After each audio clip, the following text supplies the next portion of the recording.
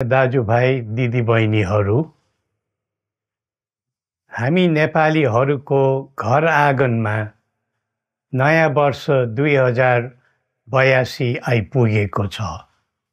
नयाँ घाम, नयाँ ज्योति, नयाँ उत्साह लिएर आएको नयाँ वर्षको उपलक्ष्यमा देश तथा विदेशमा रहे बसेका सम्पूर्ण नेपालीहरूको सुख र शान्तिको मङ्गलमय शुभकामना। हरेक नयाँ वर्ष नूतन आशा र विश्वास बोकेर आउने, तर वर्षको बिदाईमा एउटा घनघोर निराशाका बीच हुने गरेको धेरै साल भयो। समाजका विभिन्न दल, वर्ग र जन समुदायले आफ्नो धारणा, आस्था तथा अभिव्यक्ति राख्न पाउनु प्रजातन्त्रको सुन्दर विशेषता हो। तर त्यस्तो धारणा र मान्यता प्रस्तुत गर्दा सबैले संयम अपनाउनु पर्दछ। केही दिन अघि जनप्रदर्शनमा जुन प्रकारको हिंसा, आगजनी, तोडफोड भयो, त्यसबाट जस प्रकारको मानवीय एवं भौतिक क्षति भयो, त्यो सुन्दा हामीलाई अत्यन्तै दुःख लाग्यो। नागरिक स्वतन्त्रता भन्दा ठुलो तन्त्रवाद हुँदैन। वास्तविक प्रजातन्त्र त्यहाँ हुन्छ जहाँ राम्रो, नराम्रो, जनगुनासो वा गुणगान सुन्ने परम्परा र संस्कार हुन्छ।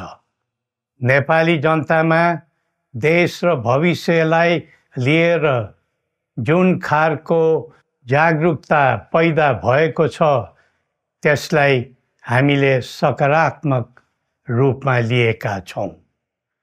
वास्तवमा नेपाली जनतामा रहेको देशभक्तिपूर्ण भावना विश्वमै अनुकरणीय र अनुसरणीय छ।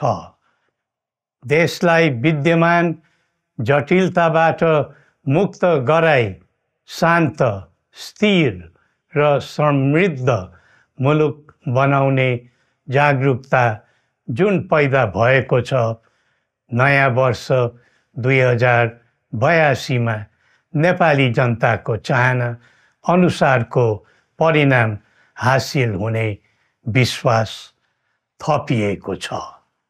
मुलुकमा व्याप्त अशान्ति, अराजकता, निराशा र असन्तुष्टिबाट आम नेपालीलाई मुक्ति भावना सबैमा जागृत गराउनु परेको छ।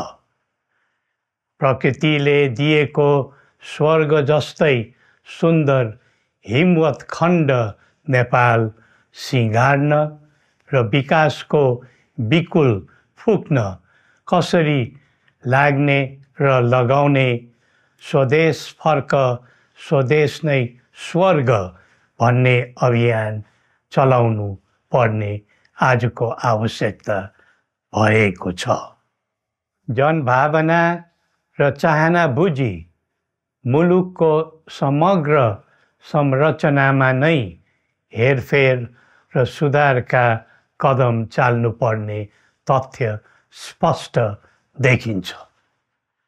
शिक्षा, स्वास्थ्य र दैनिक कामकाजका पद्धति र प्रणालीहरूमा आमूल परिवर्तन र सुधार गरी यिनको आधुनिकीकरण अनिवार्य भइसकेको छ।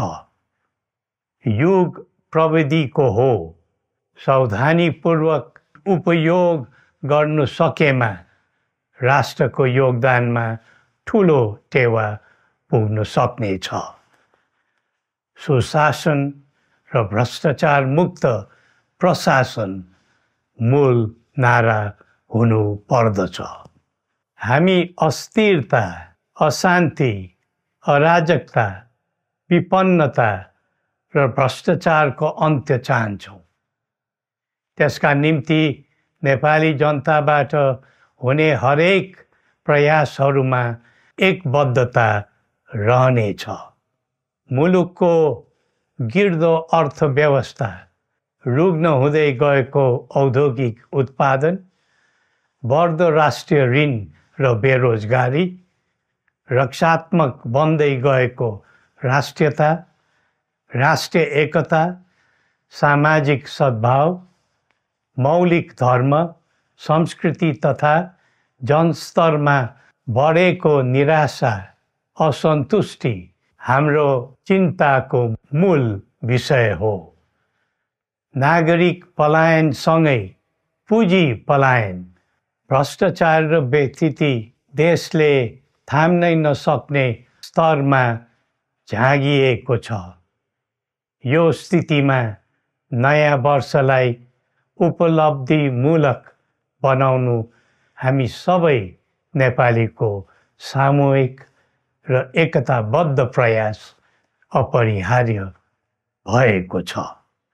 नेपाली बीच द्वन्द्व नहोस्, परस्पर अविश्वास र हिंसाको दुःखद मनोस्थिति नबनोस्, देशवासीहरू कुनै पनि नाम र न्युहुमा ध्रुवीकृत नबनुन् भन्नेतर्फ हामी सदैव सचेत र संवेदनशील छौँ। नेपालीको एकतामा नै नेपालको भविष्य निहित रहेको यथार्थलाई हामीले आत्मसात गरेका छौँ। सबैले यही वास्तविकतालाई आत्मबोध गर्नुपर्दछ भन्ने ठान्दछौँ। हाम्रा आह्वान हामी कसैको निजी स्वार्थपूर्तिका निमित्त होइन, कुनै खालको सैद्धान्तिकवाद वा विचारको होइन, समग्र राष्ट्रको स्वाधीनता, समग्र जनताको सम्प्रभुता तथा नेपाल र नेपालीको सुखमय प्रतिष्ठाको निम्ति हो। आफ्नै प्रकारको अग्रणी राष्ट्र हामीले नै बनाउने हो अनि आफ्नो स्वतः र अस्तित्व हामी आफैले उठाउने हो। संसार धेरै अघि बढिसक्यो, तर हामी यो वा त्यो वादको चक्रव्यूहमा फँसेका छौँ। नेपाल आमालाई केन्द्रमा राखेर हाम्रा विचार बन्नुपर्छ, हाम्रा कदम चल्नुपर्छ। हरेक समस्याको समाधान संवाद, सहमति, समन्वयन र सहकार्यबाट हुन सक्छ। आगामी वर्ष नेपाली इतिहासको स्मरणीय र सुनौलो सम्झना बन्नुपर्छ र बनाउनु सकिन्छ भन्ने विश्वास हामीले लिएका छौँ। नयाँ वर्षले नयाँ आशा, उमङ्ग र उत्साह ल्याओस् अनि नेपालीको सुनौलो भविष्यको सुनिश्चितता होस्। श्री पशुपतिनाथले हामी सबैको कल्याण गरून्। जय नेपाल।